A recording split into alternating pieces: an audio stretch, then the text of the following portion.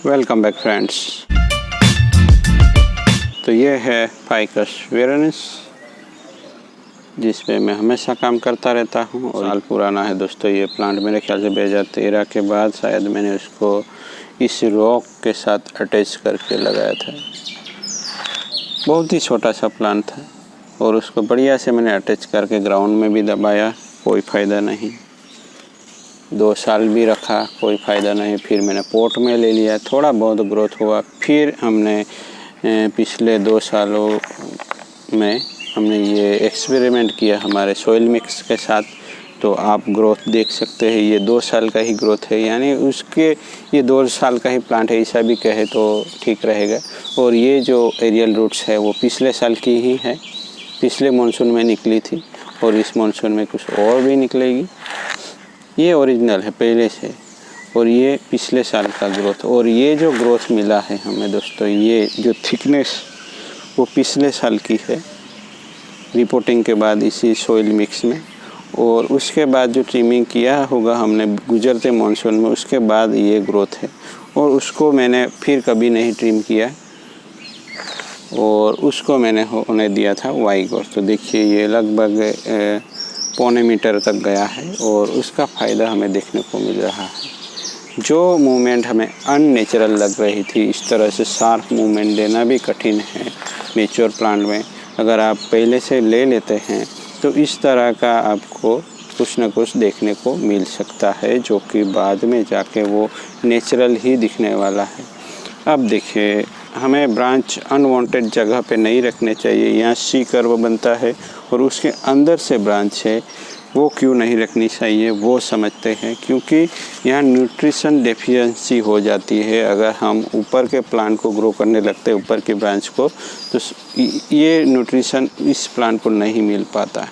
क्योंकि प्लांट्स में शायद यही रूल है कि जो हाइट पे होगी ब्रांच, भले वो नीचे से हम उसको इस ब्रांच से ऊपर कर देंगे तो ये भी ग्रो होने लगी, यानी जो ऊपर ब्रांच होगी उसको ज़्यादा न्यूट्रिशन मिलेगा।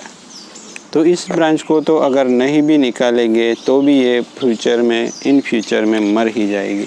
तो हम निकाल ही देंगे आज ही, भले ही डिज़ाइन ख़राब हो, उसकी चिंता हमें नहीं करनी है दोस्तों। प्लांट का केवल स्टेम भी रहने दिया तो उसमें से भी हमें कुछ न कुछ नई ब्रांच मिल ही जाएगी। तो नया ग्रोथ हमें अगर रुकावट लगता है फ्यूचर डिज़ाइन में, तो ऐसे ग्रोथ को हमें निकाल ही देना चाहिए, क्योंकि ये अनवांटेड जगह पे है। अगर नहीं भी निकाला तो भी ये अपने आप निकल जाएगी। ये प्लांट उसको श्रेड कर देगा, मेरे ख्याल से अपने आप ही उसको डाइवेक्ट कर देगा। क्योंकि देख ही सकते हैं उसका ग्रोथ नहीं, अगर इसको काटेंगे तो थोड़ा बहुत ग्रोथ मिल सकता है, बट ये अनचाही जगह पे है जिसको हम निकाल के इसी पोट में डाल देंगे। तो चलिए पहले वही काम किया जाएगा। हो जाती है, अगर मानसून अभी आ तो गया है पर 2-3 दिनों से कुछ बारिश कम हुई है, या जहाँ बादल वहाँ बारिश हो जाती है।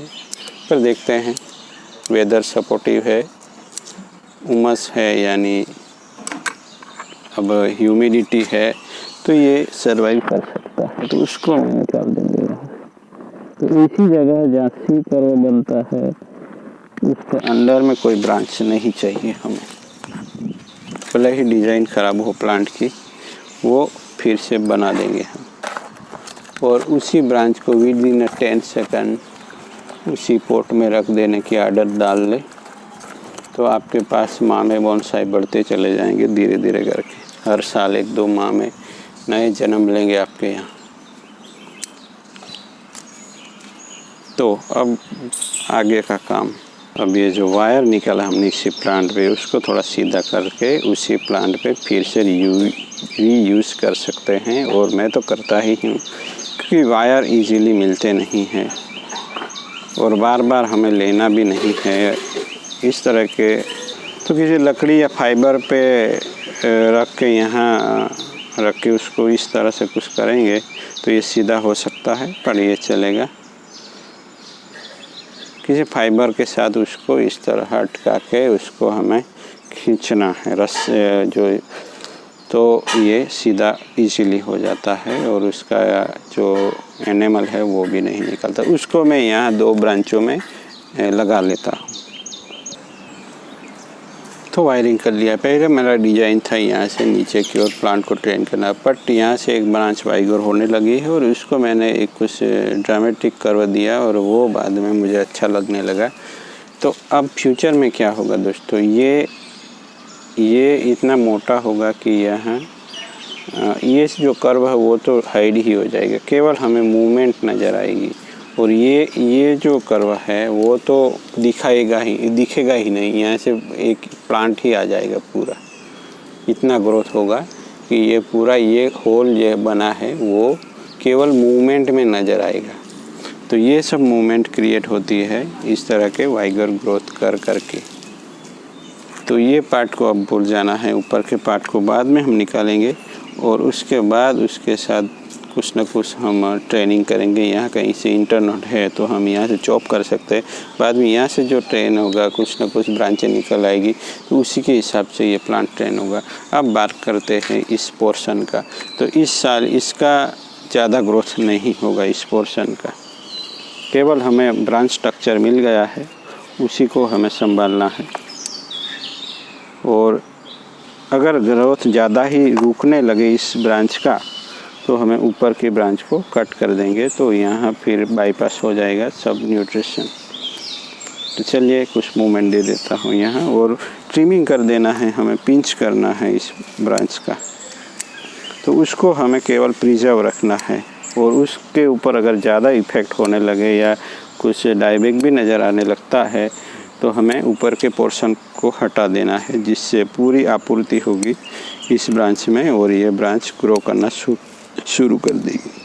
तो धीरे धीरे इसमें थोड़ा टेपर आ जाएगा और ये ब्रांच बनेगी लोअर ब्रांच, जो कि मोटी होनी चाहिए और पहले से ही मोटी है। तो अगर हम यहाँ से ट्रिम करके जो ब्रांचें बनाएंगे वो धीरे धीरे मोटी होगी, तो जो प्लांट का डिज़ाइन होगा वो एक प्रोपोर्शन में बनेगा। तो चलिए मैं मूवमेंट दे देता हूँ ब्रांचों को। तो दोस्तों इस तरह का होता है स्ट्रक्चर बोनसाई में प्लांट्स का, और ऐसा हमें मेंटेन करना होता है। ये देखिए, ये एकदम आइडियल तो नहीं है पर इस तरह का कुछ मिलता है और नेचुरल भी लगता है, वेव फॉर्म में आता है।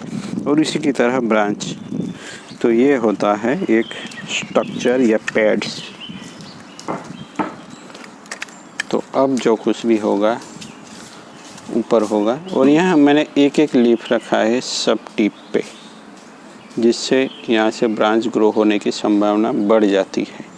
अगर आपका प्लांट भी किसी स्पेसिफिक ब्रांच में ग्रो नहीं होता तो इस तरह से आप डिफोलिएशन कर सकते हैं। टॉप पे केवल एक लीफ रखना है और काम शुरू हो जाएगा। तो चलिए दोस्तों मिलते हैं उसके अगले वर्क के साथ। Thank you for watching. और ये ब्रांच ऐसे ही ग्रो होते चली जाएगी, गुजरते मानसून में हम उसको ट्रिम करेंगे, तब मिलते हैं इस प्लांट के साथ। Thank you for watching.